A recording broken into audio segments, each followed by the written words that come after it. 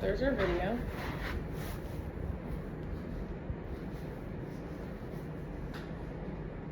Here's our time lapse. Oh, wrong way.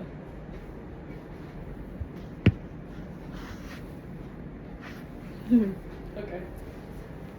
Alright, ready to learn about the female reproductive system? I wish I had a pointer. I used to have one of those like stick things, but we don't. You guys don't have a ruler? Oh, I do have a ruler!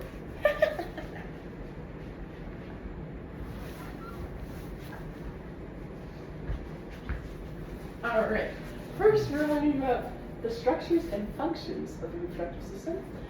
The female reproductive system consists of internal and external organs that work together to facilitate reproduction, menstruation, and sexual activity. Next up, the organs.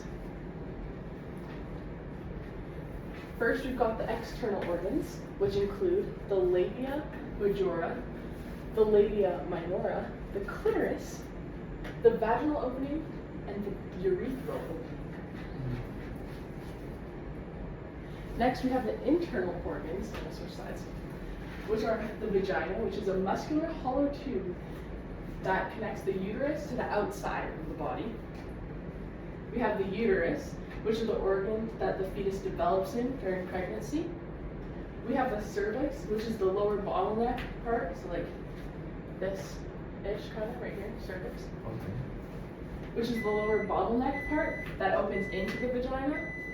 Then we have the fallopian tubes, which connect the ovaries to the vagina. The egg travels through here. There's one on each side. And that's it for that one. That's usually where the sperm and egg meet and where fertilization occurs before it implants into the endometrium. Next are the ovaries, which house the eggs and produce hormones like estrogen and progesterone, and these are the ovaries. And this is called the fembrae. Technically, when the egg is released from the ovaries, they travel a little bit in between the fembrae, so they're not actually right in to the fallopian tubes. Okay, what's that embryo? This part? Yeah. This is, so normally that wouldn't be there. This is fertilized though. So the egg has already implanted on the uterine lining. I see. Yes. Any other questions about that one? No. Okay. All right. Next up is we're learning about the uterus and what parts of it are. So there's 3 main layers of the uterus. First is the endometrium, which is like the inside part, and that's what sheds. That's what sheds, like your period is the endometrium lining shedding. Oh. Yes, okay. So it's the innermost layer, which consists of a mucous membrane, and it lines the uterine cavity like here. And this portion will thicken, and then it'll shed. And the shedding part is your period. And it regenerates. So that's pretty cool. Next is the myometrium, which is this outer part. These are muscles. These muscles will contract, and those contract during menstruation, which is why you get cramps. And they also will contract during like childbirth. Those are the muscles that you use to push. Oh. Yes. You reach 10 centimeters dilated. I actually am missing some of the parts of my lesson. Please hold.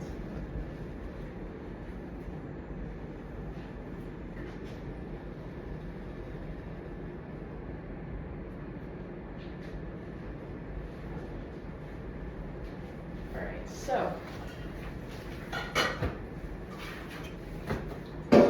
in here, got, oh yes, this has parts of the female reproductive system. So like, here you can have that.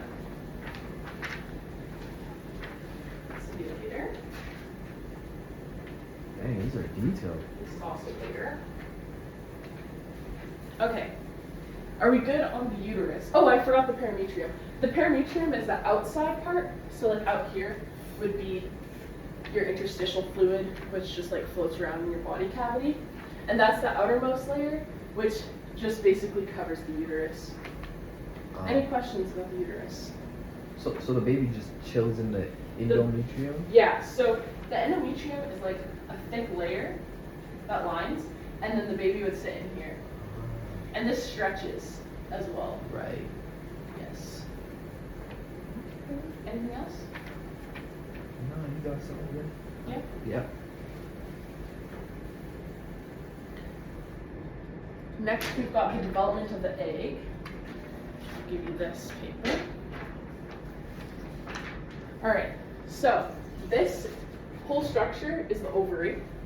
Okay. Okay, so this is like the little follicles that the eggs start off as. There's going to be many of them.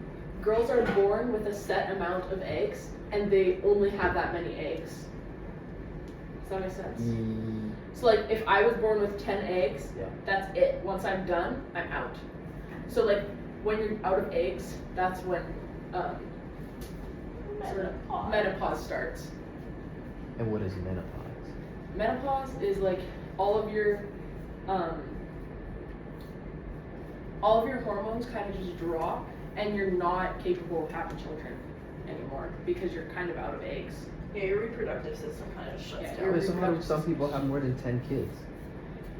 10 eggs was an example. You actually have like Yeah, you have a hundreds, lot. thousands. Oh. You got like millions probably. Yeah. Oh. So So how like, does it? So it can never run out then. no, No, you it can't. Because during each cycle, say there's like 4 of them that are trying to mature, Yeah. the most mature one moves on, the other ones just die off. Oh. Yeah.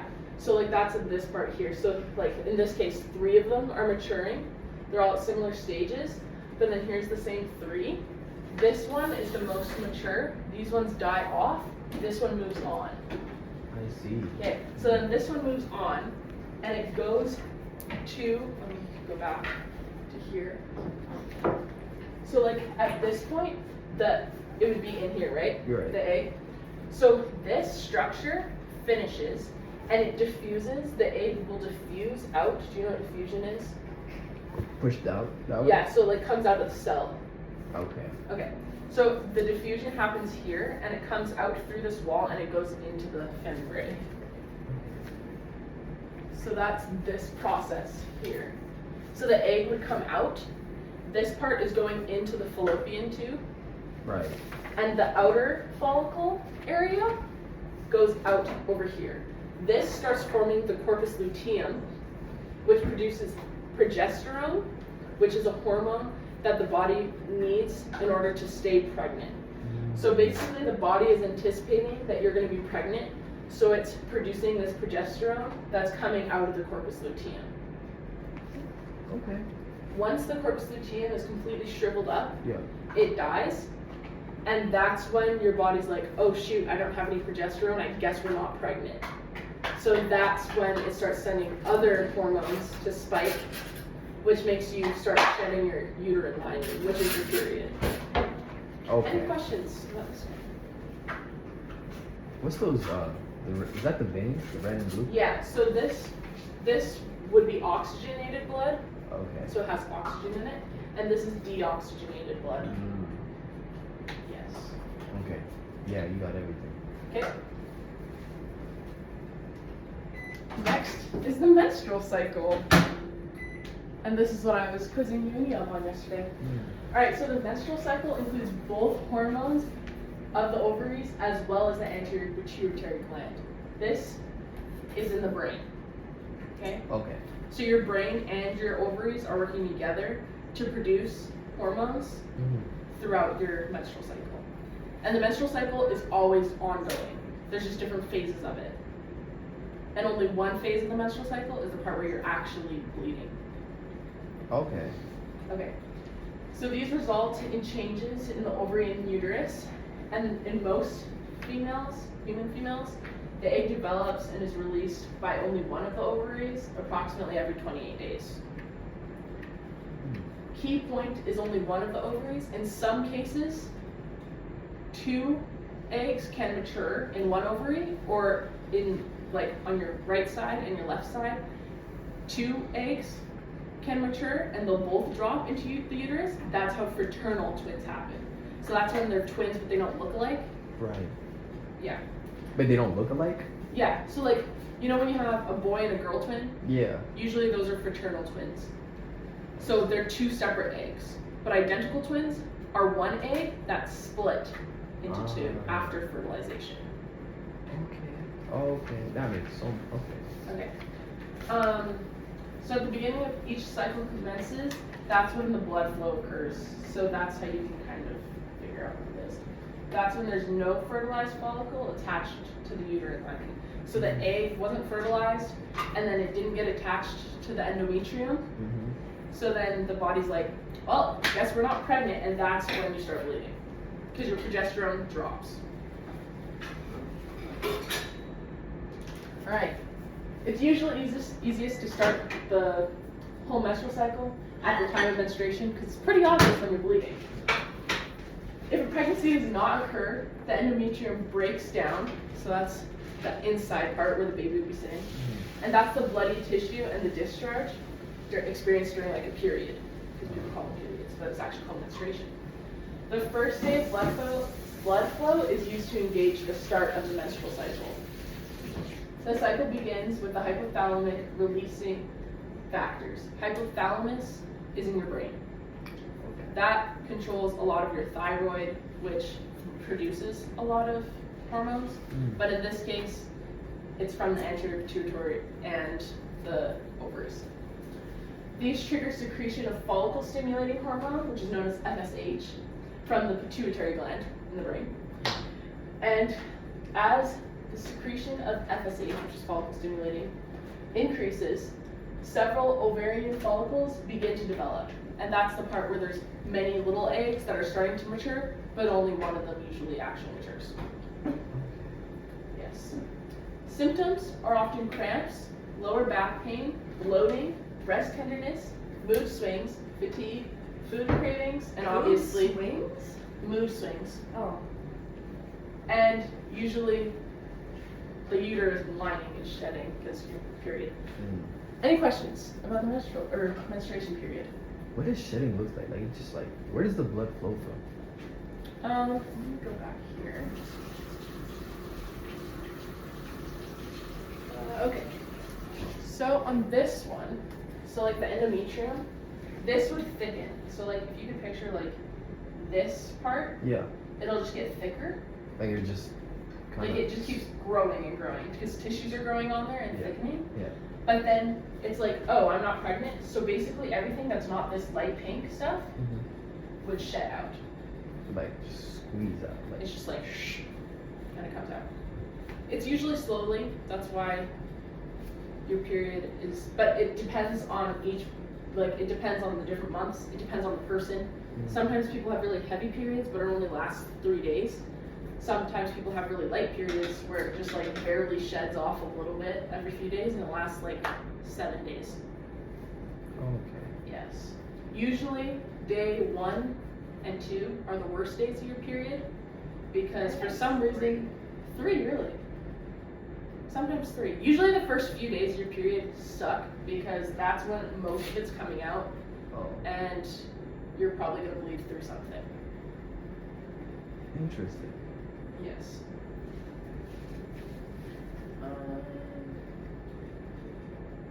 Alright, anything else for menstruation? Okay. Next, whoa, what is going on? It's tweaking. Hold up.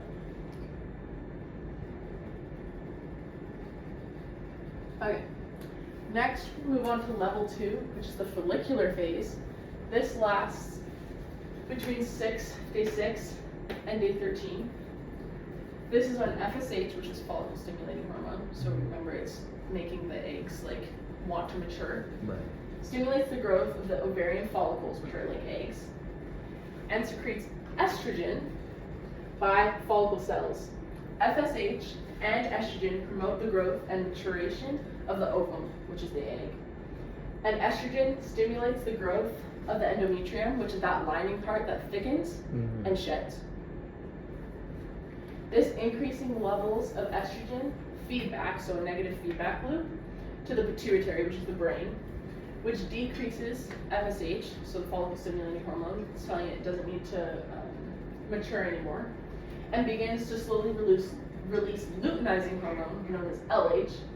LH reaches the peak near the end of the follicular phase, which is like the middle of the cycle. And common symptoms during this phase are cramps, bloating, breast tenderness, headaches, mood swings, fatigue, increased energy due to estrogen rising. Any questions about the follicular phase? Okay. Next is ovulation, which may be confused with the girl's just horny, but in other cases, ovulation, which is around day 14. This is a short window that you're generally most fertile because the egg has actually just released into the fallopian tubes. This occurs when there's a sharp increase of luteinizing hormone and some FSH, causing the matured follicle to rupture. So that's when the egg came out of the follicle, and now it's entering the fimbriae into the fallopian tube. Okay. Following ovulation, the remaining corpus luteum, which we talked about, right? That's the follicle part that's draining and progesterone is coming out, which is the follicle of the egg, grows rapidly, producing progesterone, which is a hormone needed throughout pregnancy. At this time, testosterone is also at its highest. Yes. Which might explain that's why when girls are horny, because testosterone. That would make sense, actually. Symptoms include changing in cervical mucus. So like during this cycle, sometimes mucus just comes out of the vagina. Okay. You'll find it in your underwear. Super exciting. It's like thicker. Sometimes it's milky looking, depending. Yeah. Slight rise in body temperature, which people don't really notice, because why would you? Mild abdominal pain. Fun fact, some women can actually tell when they're ovulating because they can feel the pain of it coming out. Yeah. Can you? No. Sometimes. Right? No, I don't think I can. Oh. I don't know. I did last It's time. tricky. It's tricky. Breast tenderness is also common, as well as bloating.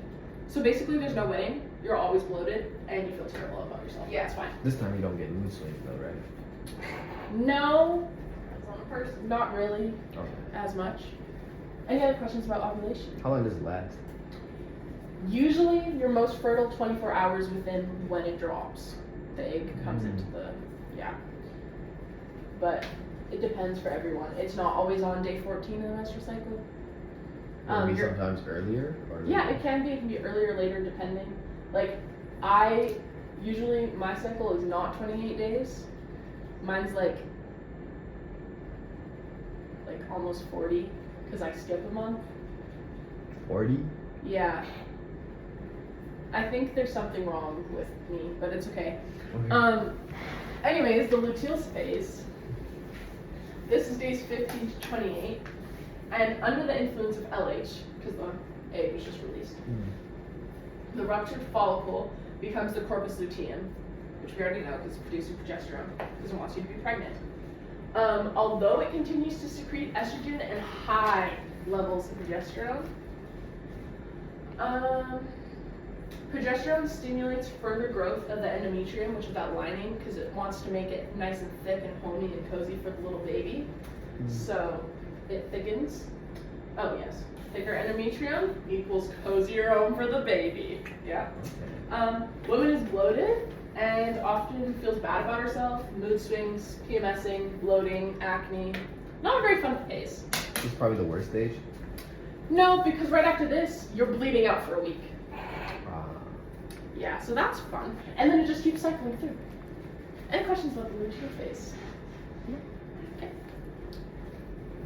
Alright, this is a little overview. This is my writing. This was actually what I studied for in... This is grade 12? This is grade 12. Okay. Biology. So, this is the full cycle. Sorry, I'll try to move it out of the way. If this is progesterone, if it stays low, you're not pregnant.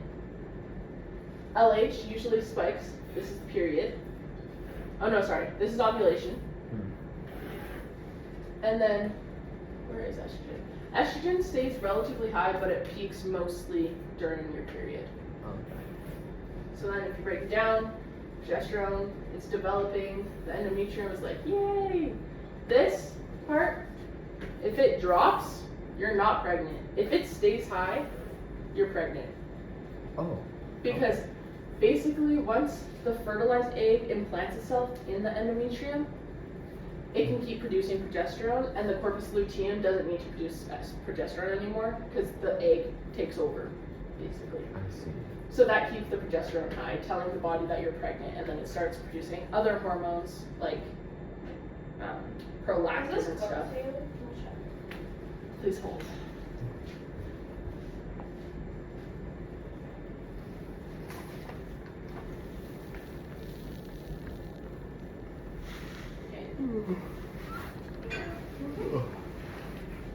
Alright. LH, which is the one that peaks during ovulation. So like this is ovulation. Does it not last long? Ovulation? Not normally. It depends how fast it releases, but generally it won't last for very long. FSH is follicle stimulating hormone. That's during the follicular phase, so that's telling the egg it needs to start maturing. Okay. It goes up and it goes down. It'll spike and it's like, are we pregnant? I don't know. If it drops and stays dropped, you're pregnant. You're not? You're You pregnant? are pregnant. So this is opposite of this one. Progesterone you want to keep up when you're pregnant. FSH, you want to keep it down when you're pregnant. Because you don't want to be producing more eggs when you're pregnant. Right. That's why it drops. If it goes back up, you're not pregnant, and you're like, guess we gotta try next time, and you start maturing more eggs. So hopefully you try to get pregnant the next time. Because that's basically all your body wants to do is be pregnant. Estrogen is mostly steady-ish. It goes up mostly during the period and drops about partway through. So like during ovulation it drops because that's when your testosterone spikes. This is the female secondary sex characteristic. Any questions about the hormones of the menstrual phase, menstruation? No. You got it. Okay. This is a fun little slide. This is where I'm at today. So we can see estrogen is peaking right now because I'm close to ovulation. My testosterone is going to be at its highest. FSH is mostly consistent because it's still being like, come on egg, mature, gotta get pregnant. My LH is about to spike because theoretically tomorrow my egg will drop. We'll see if it's actually right. It's saying my period's in 18 days. And yeah, any questions about this?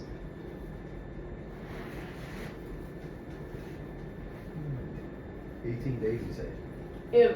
18 days of until my period. Okay. No, I don't have any questions. But it's never always correct though? It's not always correct because my body's weird. Is it you specifically? Yes. I'm kind of screwed up. Yeah. Yeah. Like the But like, first. even if it'll be like, oh, you're starting your period today, like Sometimes it's like it's the like next a day. 4 Sometimes day, it's the day before. yeah, between The apps can't always tell, Yeah. especially because we're not on birth control. So like it's not that consistent. Yeah. Because like our body is producing hormones naturally, rather than birth control telling you when everything's gonna happen. I see. But is it yours more always later or earlier, or is it just back and forth? Who knows? My period. So you should be having a period every 28 days. Yeah. So about every month. Yeah. I don't. I get mine every other month. But she has it every 28 days. Usually. She's pretty consistent. Me? Yeah. She's usually. Oh, that always. consistent. Yeah. Yeah. Like accurately 28 days? Like Well, on not- the Oh, dot? no. Not, but like she gets it every month. But you. I don't. Yeah. I get it every other month, which Every is 2 not months? normal.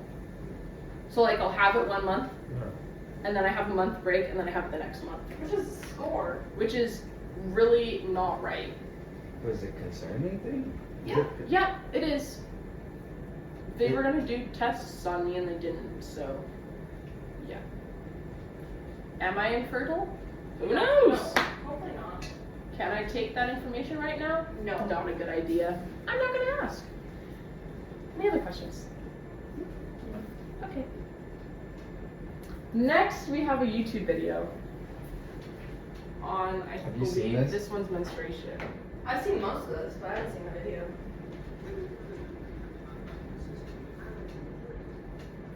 Oh. How do you know when onions are cooked, Haley? What did you make yesterday? We didn't make anything. I thought you cooked something yesterday. We did not. You did? We were going to, but we didn't. All right. Crash course summary.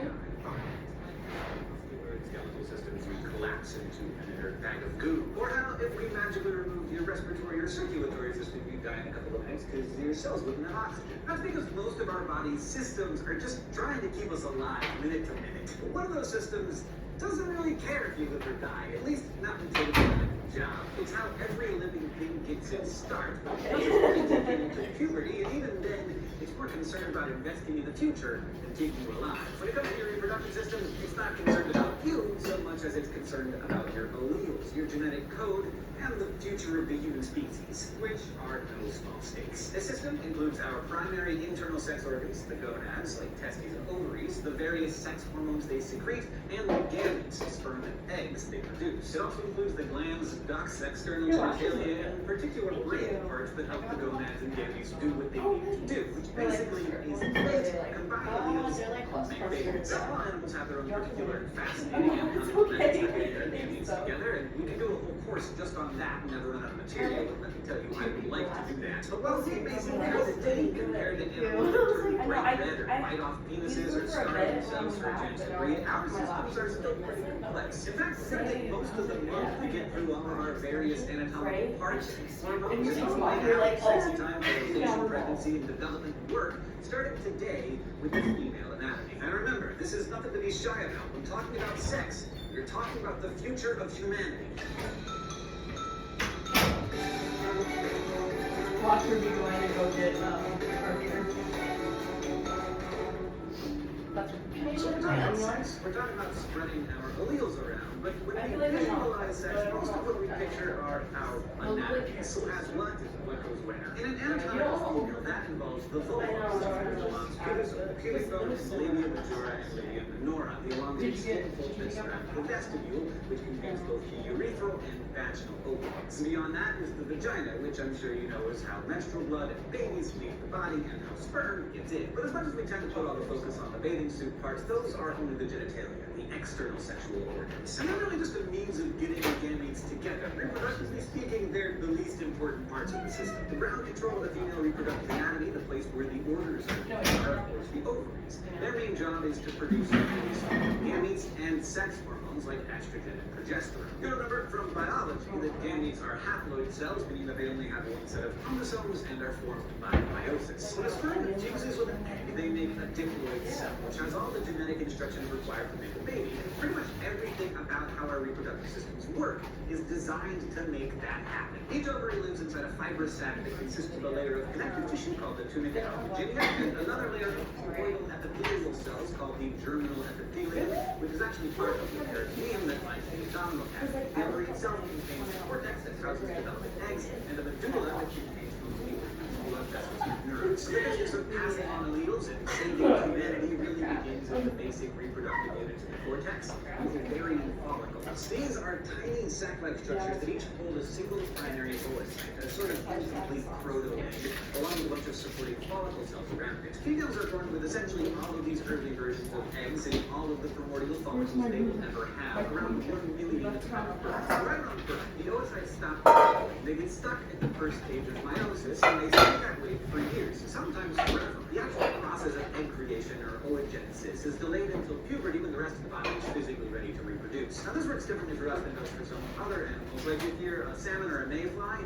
then all of your eggs will mature at once, and then will mate, reproduce, and usually die in succession. I mean, people talk about living fast and dying young, but that... So let's say you have to read an incredibly long email from your boss that you have to finish before the big meeting starts in 10 minutes. Or you're cramming for an exam the night before, but can't bear to keep... That's too fast. So human eggs mature one by one, almost constantly, doled out so that every month or so a mature egg is either fertilized or dies to make way for for a new egg. This should all sound familiar if you were born with female anatomy or know anyone who was, because it's a big part of the well-known monthly menstrual cycle. But the truth is, menstruation is only one part of one cycle. The menstrual cycle is what happens in the uterus to prepare for a fertilized egg. The other cycle, the ovarian cycle, is all about the maturation of the follicle and egg, and it's what actually drives the menstrual cycle. Every day, even before birth, a bunch of follicles will begin a process of maturation, very slowly morphing from primordial follicles into what's known as late tertiary follicles, which are the ones that will support a fully developed egg. This process takes 375 days. But out of that bunch of follicles, usually about 20 or so, only one follicle will end up supporting a single mature egg. The rest will get the hormonal boost they need to bring the egg to completion. This is what happens to the ones that start maturing before puberty, for example. So they undergo atresia, a kind of programmed self-destruction. And because I keep mentioning puberty, which you've probably been through yourself, it should come as no surprise that all of this activity is regulated by sex. Starting around puberty, the hypothalamus and pituitary set up two concurrent cycles. The ovarian cycle, ovaries, which produce eggs and secrete sex hormones, and the menstrual, or the uterine cycle, which prepares the uterus to capture and nourish any mature fertilized eggs. When puberty begins, the hypothalamus starts up the ovarian cycle by secreting gonadotropin-releasing hormone about once a month. This is a cycle that stimulates the anterior pituitary to release two hormones: follicle-stimulating hormone, you'll often hear it called FSH, and luteinizing hormone, or LH. The follicle-stimulating hormone lives up to its name by stimulating the growth of a follicle, but only one, the one that happens to be the furthest along in development at the time. The FSH drives that one lucky follicle to keep growing by triggering the follicle itself to secrete its own estrogen hormones, which localizes the follicle to mature even more. That surge of follicle-secreting estrogen then ends up stimulating the pituitary to secrete another pulse of luteinizing hormone to finish the job. The LH gets to work on the oocyte that's been dormant inside the follicle and triggers it to finally start dividing again, getting it to complete meiosis 1 and move on to metaphase 2. This whole process takes about 14 days, at the end of which the follicle is now mature, pushes up against the ovary wall, rupts that, and with the help of enzymes, reaches the wall and ejects a single, now mature oocyte. Congratulations! You've just ovulated. The damaged follicle now slows its estrogen production while morphing into a different structure called the corpus luteum, which eventually degenerates. But first, it releases its final hormonal swan song, a bunch of progesterone, a little bit of estrogen, and some inhibin that together stop the release of FSH and LH. They also prepare the uterus to receive the oocyte, which is now on its way down the fallopian tube, where it might meet a nice young sperm. The tubes are about 10 centimeters long, and interestingly, they aren't actually connected to the ovaries. This means that when the egg pushes through the ovary, it has to float a short way through the peritoneal cavity before it's caught up by a fallopian tube. Now, only if and when an egg fuses with a sperm does it actually complete meiosis 2 and officially become an ovum. So whether it's fertilized or not, the egg works its way down the tube until it enters the uterus, a hollow, thick-walled, and very stretchable muscular organ that sits anterior to the rectum and posterior superior to the bladder and ends with the cervix. The uterine wall is composed of 3 layers: the peritoneum on the outside of the bulky, smooth muscle myometrium that contracts during labor, and the inner mucosal lining, endometrium, which consists of a thin, deep basal layer and an outer functional layer. The fertilization does happen, and the new embryo snuggles into the endometrium for gestation, but the uterus is only receptive to implantation for a short time,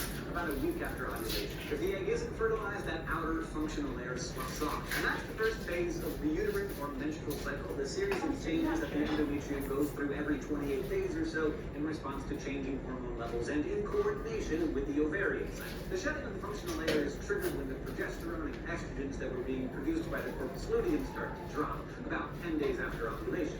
This phase lasts about 5 days. Meanwhile, the FSH and LH released from the anterior pituitary start to rise again, stimulating the next round of follicles, which begin to make estrogen. This heralds the start of phase 2 of the menstrual cycle, the proliferative or pre-ovulatory phase, which typically lasts from days 6 to 14 of the cycle. The rising estrogen levels in the follicles stimulate the regeneration of the endometrium, building a cushy, well-vascularized habitat for another potential fertilized egg to call home. And after the next egg is released, the final secretory or post-ovulatory phase begins. This is when the ruptured follicle forms in the corpus luteum, and if fertilization didn't happen, the corpus will stop producing progesterone, and the endometrium will start to shed its functional layer, and it starts all over again. But if by this time the egg has met a nice sperm and gotten fertilized, then the pulse of progesterone from the corpus triggers even more thickening of the functional layer of the endometrium and a secretion of nutrients that will tide an embryo over until it has implanted itself in the blood-rich lining, which is a big if, like its whole separate video feed. So that's where we're gonna go next time.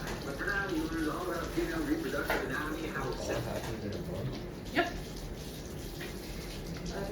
we're on slide 15, so we're halfway there.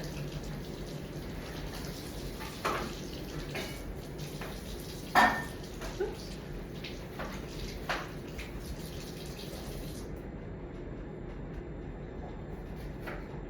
Let's get to it. Hold up. Actually, we're past 15.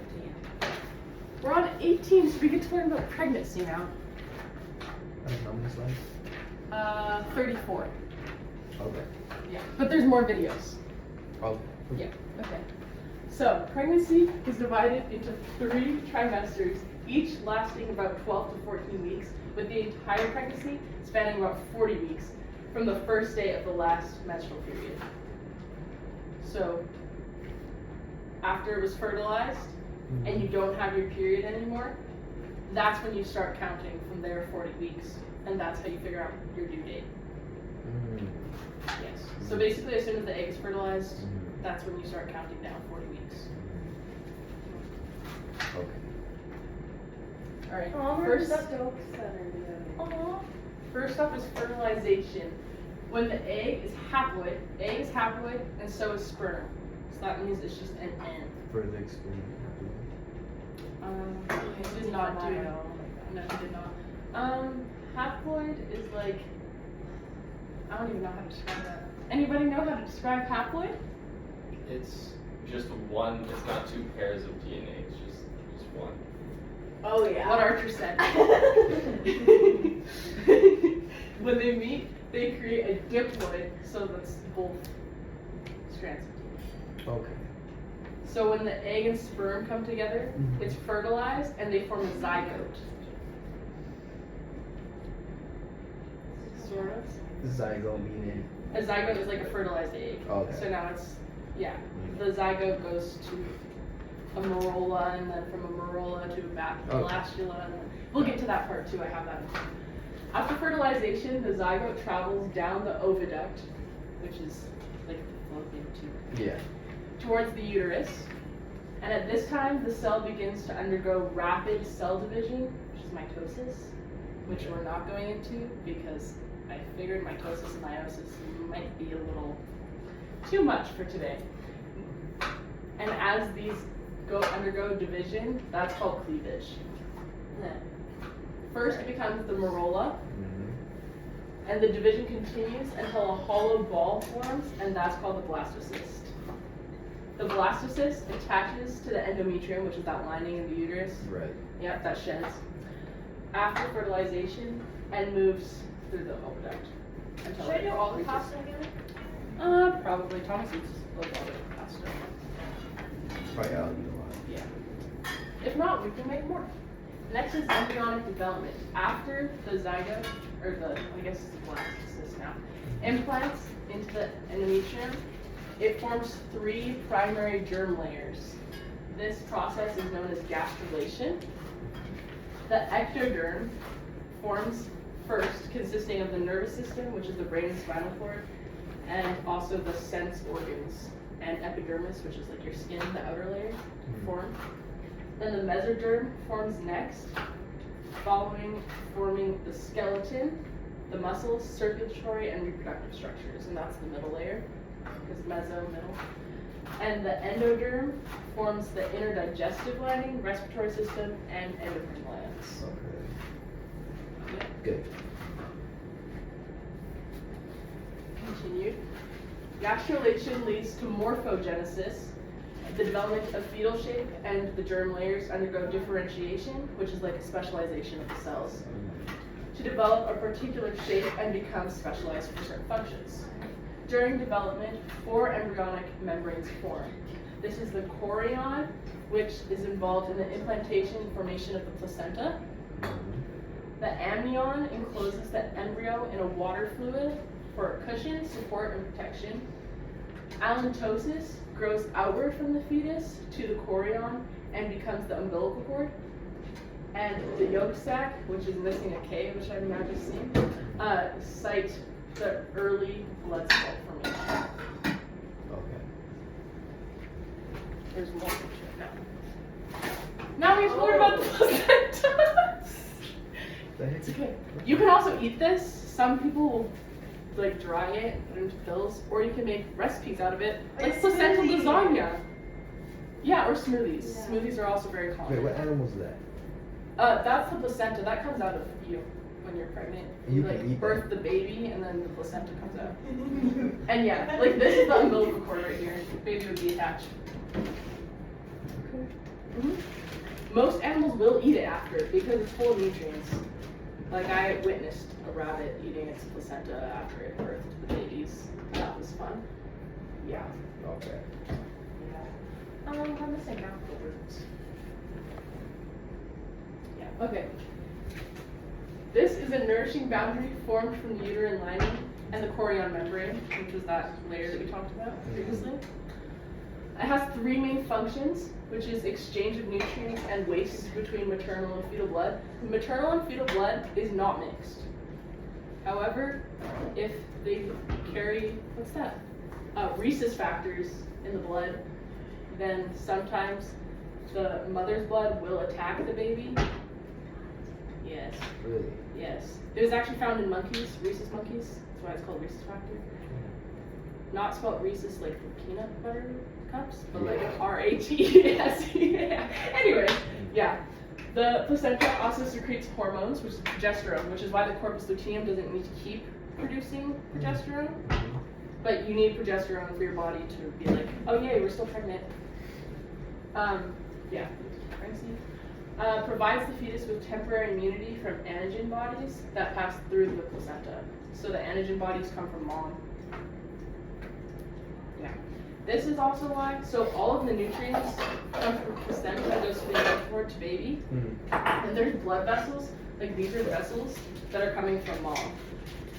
That's from mom. Yeah.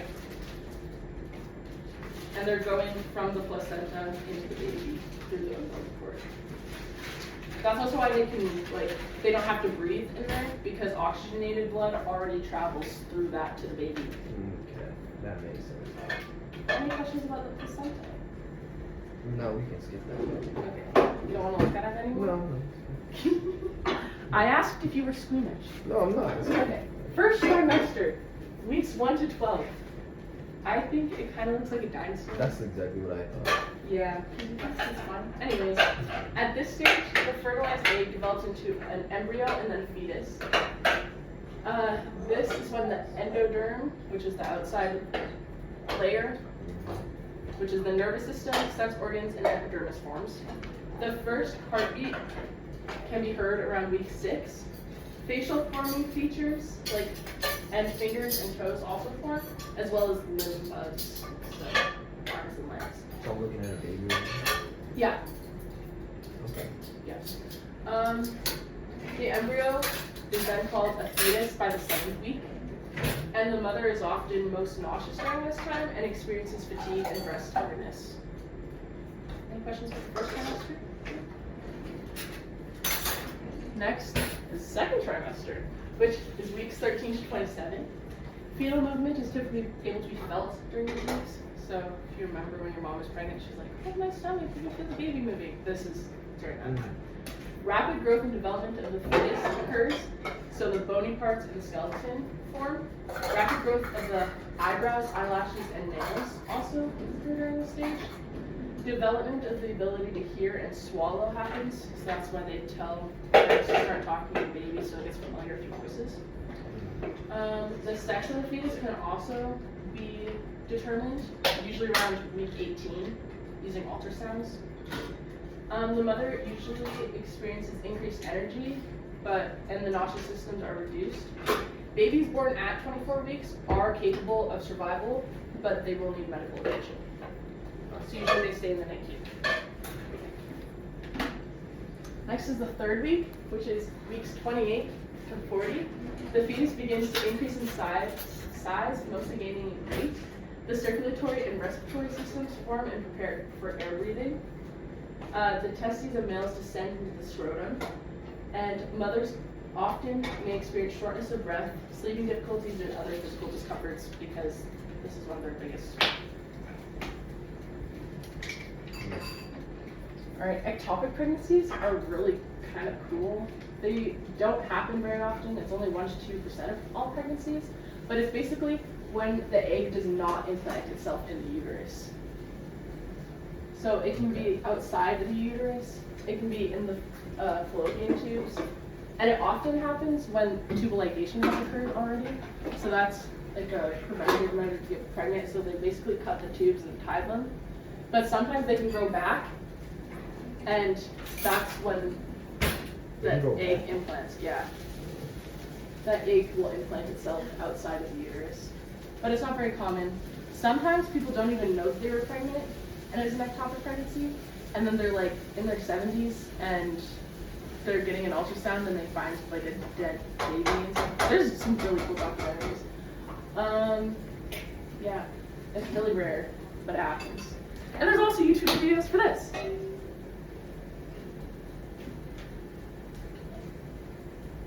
Oh, I have to be in slideshow. Hold on.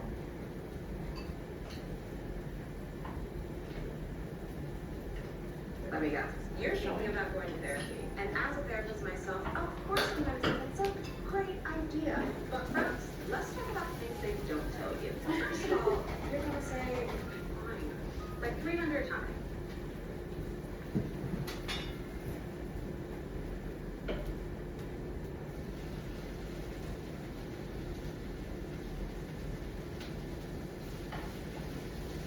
There's two parts. Hello, my name is Phil Pereira, and I'm the emergency ultrasound And I did coordinator not at the New York fully watch Presbyterian this video, Hospital so- in New York City. And welcome to Soundbites Cases. Today's module is going to focus on ectopic pregnancy. Ectopic pregnancies constitute about 2% of all total pregnancies, although they're commonly seen in the emergency department. Ectopic pregnancy is more commonly seen in women with a history of tubal ligation who are using intrauterine devices for contraception or have a history of sexually transmitted diseases, such as pelvic inflammatory disease with scarring of the tubes.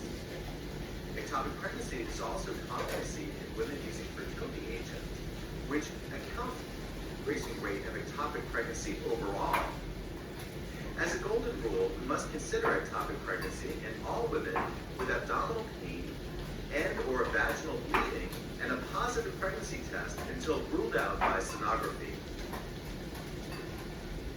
Let's begin by reviewing the OBGYN anatomy that we'll need to know to perform bedside ultrasound of the uterus and the adnexa. We'll begin by locating the lower cervical region of the uterus, the portion above that, the body, and the bundle region of the uterus above the body, which is where we define an intrauterine pregnancy to be located. Notice the interstitial region of the uterus, that region of the uterus that abuts the fallopian tube. In a corneal uterus, this is known as the corneal region. Here we also see the portions of the fallopian tube, the proximal isthmal region, the distal infundibulum, and notice the ampullary region, which comprises the majority of the fallopian tube. We also see here the broad ligament, which encases the fallopian tube and ovary in the lateral region of the adnexa. Remember that the ovary is relatively mobile within the broad ligament. Now let's review a transvaginal long axis scan from a woman who presented with a positive pregnancy test who had lower abdominal pain and vaginal bleeding. Notice the fundus as shown here to the left, the cervix to the right. We see here the presence of a thickened white endometrial stripe in the midline of the uterus. Notice the pelvic cul-de-sac, that potential space posterior to the uterus. Notice here the absence of an intrauterine pregnancy. Now we'll confirm the absence of an IUD by scanning in the transvaginal short axis plane. Here we have the probe marker oriented towards the patient's right, and we're cutting the uterus in a cross section. Notice again the thickened endometrial stripe in the midline of the uterus and the pelvic cul-de-sac posteriorly. Again, we see the absence of an IUP and also note the absence of free fluid, dark anechoic fluid collections within the pelvic cul-de-sac. So, given these findings, we're now concerned about the presence of an ectopic pregnancy. So let's begin our discussion of ectopic pregnancies by reviewing the locations that we commonly see ectopic pregnancies to be found. We see here a normal uterus to the left and a bicornuate uterus to the right. We remember that a fundal location is the definition of an intrauterine pregnancy, as shown smack in the middle of the normal uterus to the left. However, we can have variants of ectopic pregnancies within the uterus, as shown in the interstitial location in the normal uterus to the left, and in the corneal region in the bicornuate uterus to the right. We can also have implantations low within the cervical region of the uterus, as shown in the normal uterus to the left. Now, most ectopic pregnancies will be located within the fallopian tube, and of those, the majority will be found in the ampullary region, as that comprises the majority of the fallopian tube. But we can have implantations more proximal within the isthmal region or distal within the infundibular region. Now, tough ectopics to diagnose are those that implant within the ovary, within the abdominal cavity, or within the peritoneal lining. And these can be very, very hard to diagnose and commonly grow to an advanced stage before diagnosis. So returning to our case, given the presence of a positive pregnancy test and the absence of an IUP on bedside ultrasound, we were very concerned about ectopic pregnancy and decided to scan out to the left adnexa. Here, notice we're scanning out to the left adnexa and we have a positive finding. What we see here is a thickened fallopian tube comprising what is known as the vagal sign. And notice within the thickened fallopian tube, we have another positive finding. That is the presence of a fetal pole. So in this patient, we were able to diagnose an ambulatory ectopic pregnancy, and our next move was to call OBGYN stat for a consultation. So in conclusion, ectopic pregnancies constitute the greatest cause overall of maternal mortality, and we must consider an ectopic pregnancy in all women with a positive pregnancy test where an intrauterine pregnancy is not visible. Part 2. Can you check my password? Yes.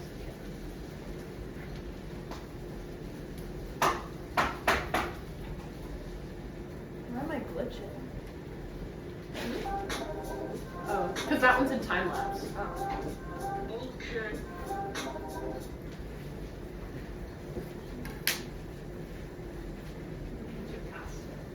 Are you just using the slotted spin for it? Yeah.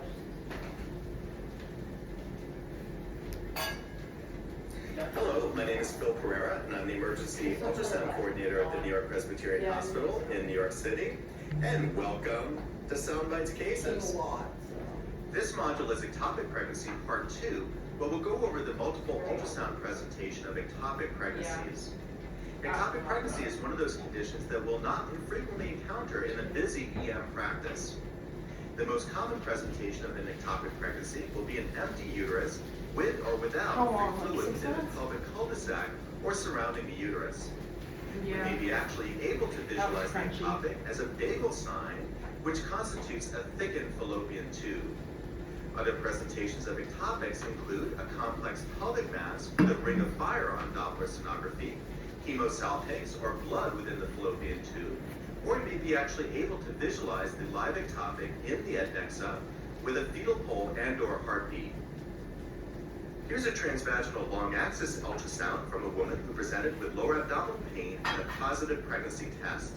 Notice the uterus as shown in the long-axis view without an appreciable intrauterine pregnancy. And notice that it's surrounded by a large amount of free fluid, that dark or anechoic area surrounding the uterus both anteriorly to the left and posteriorly in the cul-de-sac to the right. That is the presence of fresh blood. Notice also the presence of blood clots anteriorly or to the left, that more echogenic area. So given the absence of an intrauterine pregnancy, we decided to scan out to the adnexa, and notice here the presence of a vagal sign of a tubal ectopic pregnancy. We see fresh fluid here above the vagal to the right, blood clot to the left, and the more hyperechoic or lighter vagal sign in the middle of the image. Occasionally it can be difficult to discern the vagal sign of a fallopian tube ectopic from an ovarian cyst as shown here to the right. But let's look closer at the two video clips and notice that the vagal sign has a more hyperechoic or brighter appearance with a single hole in the middle. Notice that the ovarian cyst has a different appearance with multiple small follicular cysts to the outer portion of the ovary and a single midline corpus luteum cyst, very different than the vagal sign. Here's another patient with an ectopic pregnancy and a different presentation of ectopic. We're scanning here from the more midline uterus as shown there to the left, out to the right adnexa. And notice as we scan out to the right adnexa, we notice the presence of a complex pelvic mass. Notice also the relatively low serum beta HCG in this case at 478. So a complex pelvic mass with an absence of intrauterine pregnancy very suspicious for an ectopic pregnancy. And what's interesting is, as we put Doppler flow on that complex pelvic mass, we notice the presence of the ring of fire, very suggestive of an ectopic pregnancy. And the reason for the ring of fire is that the ectopic pregnancy pulls a huge amount of vascularity towards it. And using Doppler, we can see the separate ectopic from the ovary above it. Here's another presentation of an ectopic pregnancy. Again, we're scanning in a short axis plane, and we see here the uterus to the left, and outside the uterus, a separate structure. We note here the presence of a thickened fallopian tube, and inside the thickened fallopian tube, we see here a fetal pole with a heartbeat, consistent with a live ambulary ectopic pregnancy. Unfortunately, in this case, the presence of a fetal pole with a heartbeat is a contraindication to methotrexate therapy, and this patient will need to undergo surgery. We mentioned earlier that there are variants of ectopic pregnancies that implant outside the fundal region of the uterus in an aberrant location. This is a good example. This patient actually has a bicornuate uterus, and as we scan in a short axis plane of the uterus, we notice the two limbs of endometrium that make up the two distinct cornea. As we go up the left cornea, we notice here the presence of a corneal ectopic pregnancy. And we see that it's located off to the side, way out to the left cornea, with a very thin myometrial mantle. If we actually put the calipers down and measure the endomyometrial mantle, we find it's very thin at 3 millimeters, defining an abnormal pregnancy. A normal pregnancy should have a myometrial mantle greater than 8 millimeters. Now this is a bicornuate uterus, so this is a corneal pregnancy. In a normal uterus, this would be known as an interstitial pregnancy. So in conclusion, I'm glad I could share with you this module on ectopic pregnancy, part 2.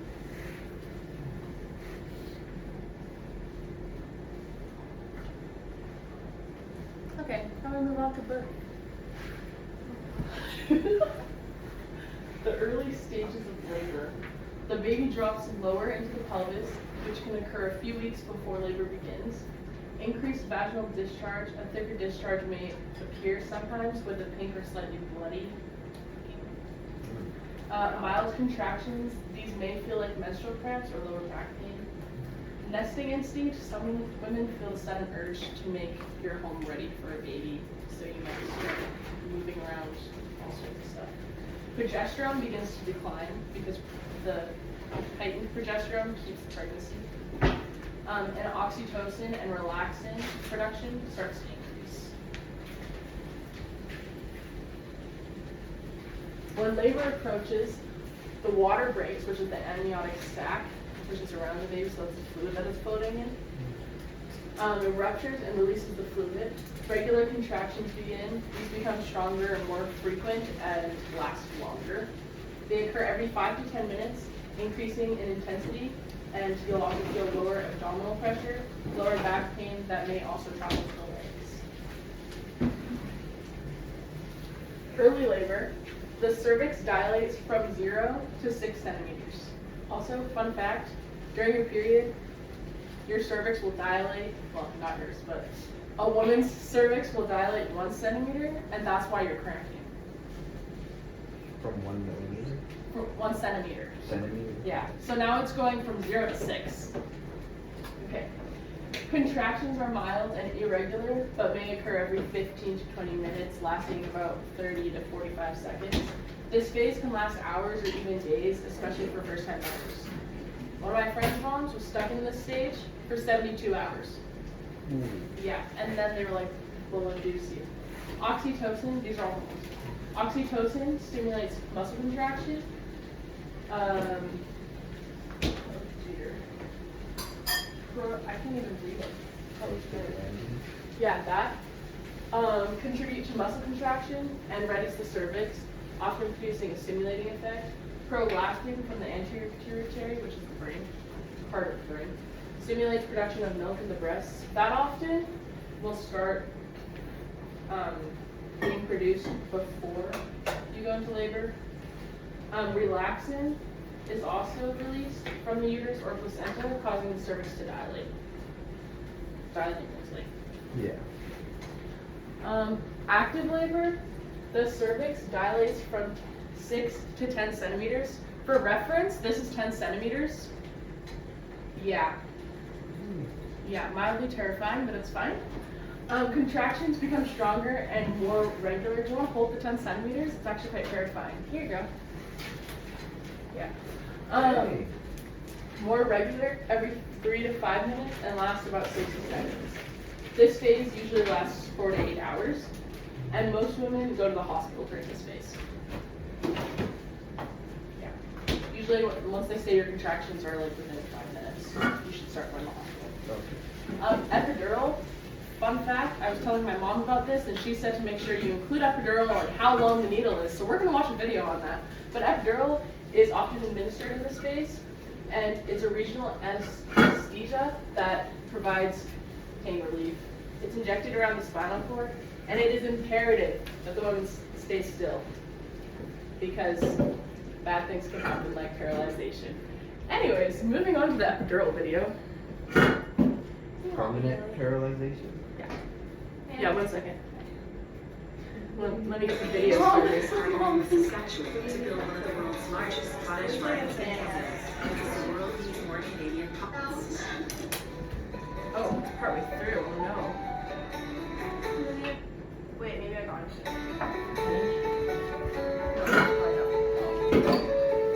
Ready for the epidural, yes. I'm gonna enjoy the last few hours. Enjoy her coming out. Sorry. The epidural just allows me to relax and allows my uterus to do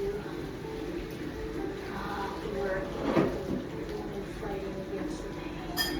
So especially at the end of long distance, the epidural just helps them.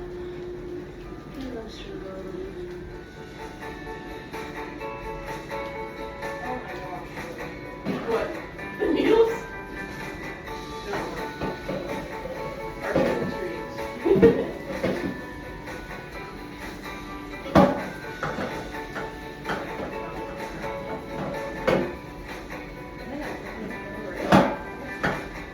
We're almost done.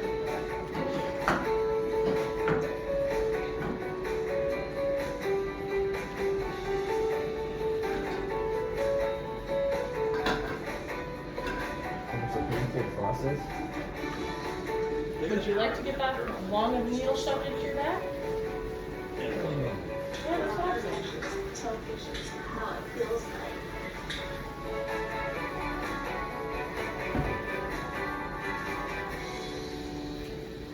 Alright, after that fun video, moving on to the next part, which I actually don't know because I did not rehearse this at all.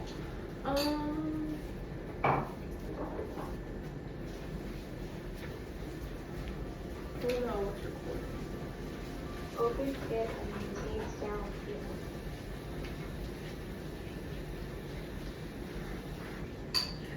Alright, next up, oh, very good part. The transition stage, which is the shortest part. Cervix fully dilates, contractions are frequent every 2 to 3 minutes, lasting 60 to 90 seconds. And this is often the most challenging and shortest part of labor. Next up, our next video. And this is where I was trying to include a full birthing video, but unfortunately those are not on YouTube.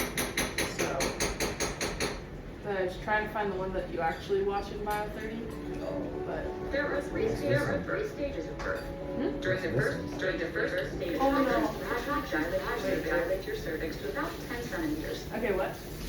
Okay, never mind. What's this video? Oh, this is the anime. This is the animated version of birth. I searched for a long time trying to find a live one. Yeah, well, I'm alone for 5 days. Oh, he was looking too? Yeah. There are three stages of birth. During the first stage of labor, contractions gradually dilate your cervix to about 10 centimeters. This is the longest stage and involves 3 distinct phases. 1. The latent phase is the first and easiest phase, and its duration ranges from 6 hours to 3 days. It usually starts very slowly, giving you time to get used to the sensation of labor. You may feel mild, irregular contractions. They may come every 20 to 25 minutes and and last about 30 to 45 seconds. During this phase, the cervix dilates from 0 to 5 centimeters. You may notice thick pink vaginal discharge. This is the mucus plug that helps keep bacteria from passing through the cervix during pregnancy. If your labor starts at night, try to stay comfortable and relaxed. Sleep if you can. If your labor starts during the day, stay upright and active, ensuring only gentle movements. This helps your baby move down into your pelvis. Having a warm bath and a massage may help ease pain during this early stage of labor. It's also a good idea to have something to eat and drink because you'll need the energy later. Don't forget to urinate often, even if you don't feel the urge. A full bladder may make it more difficult for your uterus to contract efficiently, and an empty bladder leaves more room for your baby to descend. 2. The second phase is called active labor and is marked by an increase in contractions and may last up to 8 hours.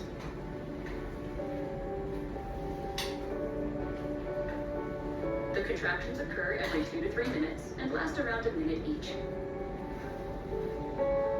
The cervix will continue to dilate to 8 centimeters. This is when it's time to go to the hospital. 3. The transition phase is the third and most intense phase. You'll experience strong contractions that may come every 2 minutes that will each last around 1.5 minutes. There will be almost no break between them. It's common to experience shaking, shivering, nausea, and vomiting when you transition from the end of the first stage to the beginning of the second. The cervix dilates fully to 10 centimeters, and your baby starts to descend into the birth canal. At this point, you may feel pressure in your rectum, like you need to have a bowel movement. You may start to feel the urge to push. This brings us to the second stage of labor. Then you want to do this? The pushing stage usually lasts for about an hour. Your water may break during this phase if it hasn't already. Your baby's head rotates under and around the pubic bone. When your baby reaches the vaginal opening, you will be able to feel the top of their head during contractions.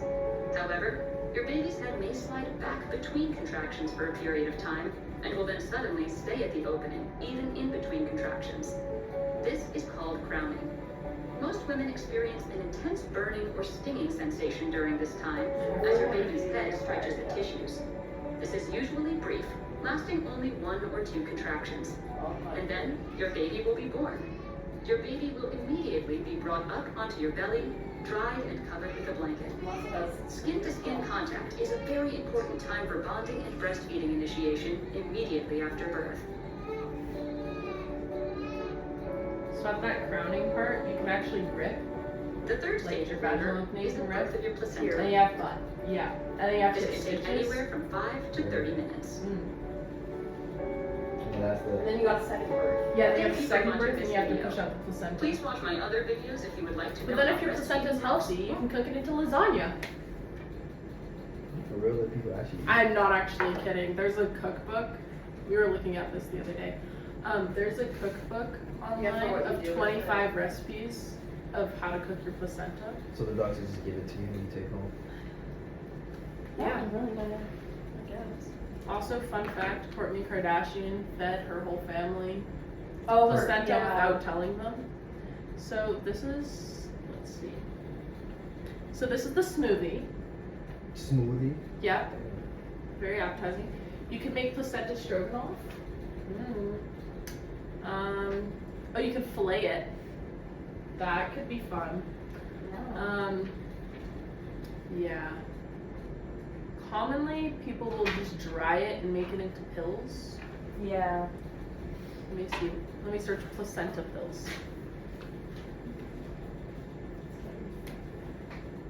Yeah. So it's just like the dried placenta, and they put it into pills form, and then you just Pill? pop the pill. Yeah. You have What to is taste that it or supposed to- anything. You know, I mean, you wouldn't taste it. It would just be. Eat it?